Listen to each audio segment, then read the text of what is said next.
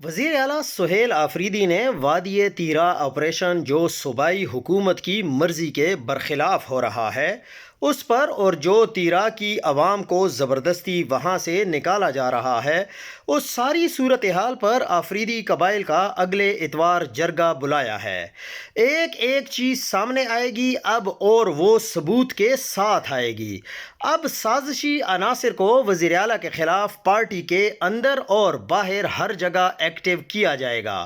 آپ سب لوگوں سے گزارش ہے کہ ایسے عناصر کو شٹ اپ کال دیتے رہنا۔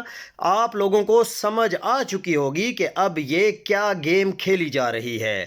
وادی تیرا کا معاملہ اس لیے عالمی سطح پر ہائی لائٹ ہوا کہ صوبائی حکومت نے واضح اعلان کیا کہ خیبر پختونخوا حکومت نے آپریشن کی اجازت نہیں دی۔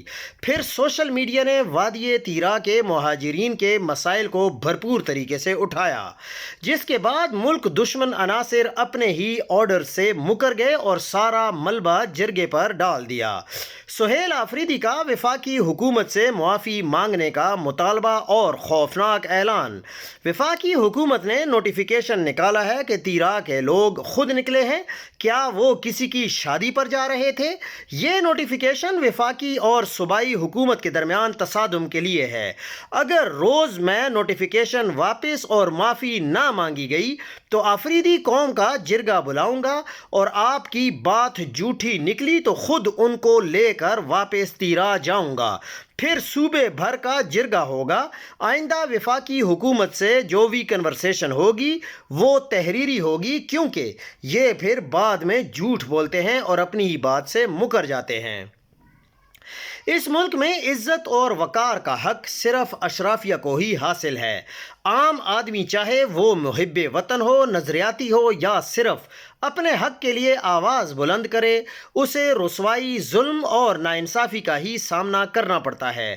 طاقتور طبقات قانون سے بالا تر ہیں، ان کی کرپشن، بدعنوانی اور ظلم سب کو نظر انداز کر دیا جاتا ہے، لیکن اگر ایک عام شہری سوال کرے، بات کرے تو اسے غائب کر دیا جاتا ہے یا قید کر دیا جاتا ہے یا پھر تشدد کا نشانہ بنایا جاتا ہے۔ یہ کیسا ملک ہے جہاں قانون امیروں کے لیے ڈھال اور غریبوں کے لیے پھندا بن جائے، جہاں اشرافیہ کو مکمل آزادی ہے کہ وہ جو چاہے کریں اور عام آدمی کو بس زندہ رہنے کے لیے بھی ہر دم لڑنا پڑے۔